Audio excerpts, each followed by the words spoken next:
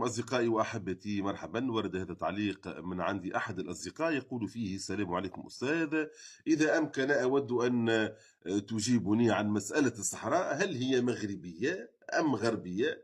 مع خالص تحياتي وتقديري للمملكة المغربية. شكرا على هذا السؤال وشكرا على طريقة طرح هذا السؤال. هل الصحراء مغربية أم غربية؟ لنفترض جدلا بأن الصحراء هي صحراء غربية، فأين جزئها الشرقي لتكتمل وتصبح في وحدة جغرافية متكاملة ومتماسكة؟ الصحراء الغربية تقتضي الصحراء الشرقية. من أطلق هذا المصطلح على هذه الرقعة الجغرافية؟ سآتي على هذا لاحقا.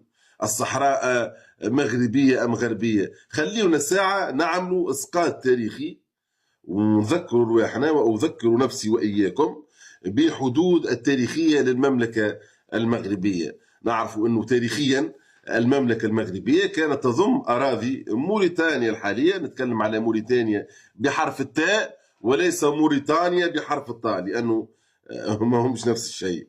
نتكلم موريتانيا الحالية كانت تابعة المملكة المغربية، وكذلك الغرب الجزائري برمته.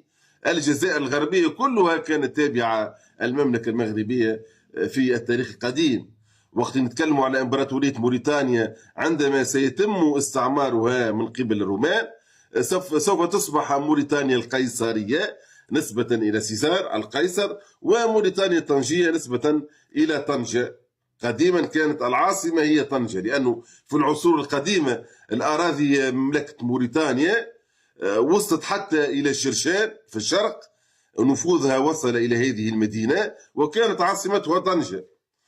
بعد الفترة القديمة باش نتكلموا على فترة الوسيطة. العهد الوسيط هو زمن دخول الفتح العربي الإسلامي إلى شمال إفريقيا، ونتكلموا على دولة المرابطين، وهي دولة عظيمة. الدولة المرابطية كانت حدودها من السنغال جنوبا إلى الأندلس شمالا، وعاصمتها كانت مراكش. الصحراء وقت ذاك هي تحت نفوذ المملكة المغربية. موريتانيا تحت الصحراء تحت نفوذ المملكة المغربية، والسنغال تحت نفوذ المملكة المغربية، وكذلك الأندلس تعود بالنظر إلى المملكة المغربية. وعاصمته أين؟ عاصمته مراكش. يوسف بن تاشفين هو مغربي وعاصمته مراكش، لأنه ينتمي إلى تلك الرقعة الجغرافية المتماسكة. باهي، لا إله إلا الله محمد رسول الله.